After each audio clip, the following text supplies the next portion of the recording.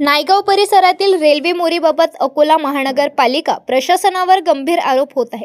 स्थानिक नागरिकांच्या म्हणण्यानुसार महानगरपालिकेच्या घंटागाड्या व ट्रॅक्टर प्रभाग क्रमांक 1 च्या प्रवेशद्वारावरील याच रेल्वे मोरीतून सातत्याने ये-जा करत असून त्यामुळे मोरीचे मोठ्या प्रमाणात नुकसान होत आहे।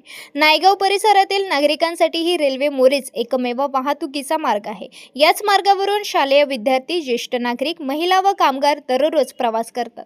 हा मार्ग बंद झाला किंवा पूर्णपणे खराब झाला तर परिसरातील नागरिकांचे दैनंदिन जीवन गंभीररित्या विस्कळीत होतील।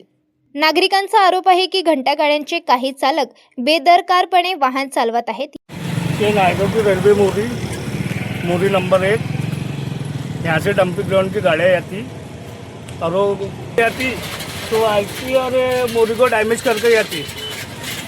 हमने कई बार उनको बोले थोड़ा स्लो लो, आराम से लो, लेकिन वो सुनते नहीं और आंग पे आने की बातें करते हो। यामुळे अनेक वेळा शालेय मुले व वृद्ध नागरिकांच्या जीवाला धोका निर्माण झाला आहे। या मार्गावरील अल्पवयीन चालकांकडून घंटागाडी चालवली जात असल्याच्या तक्रारीही करण्यात आल्या आहे। मात्र महानगरपालिका प्रशासनाकडून अद्याप कोणतीही ठोस कारवाई करण्यात आली नाही।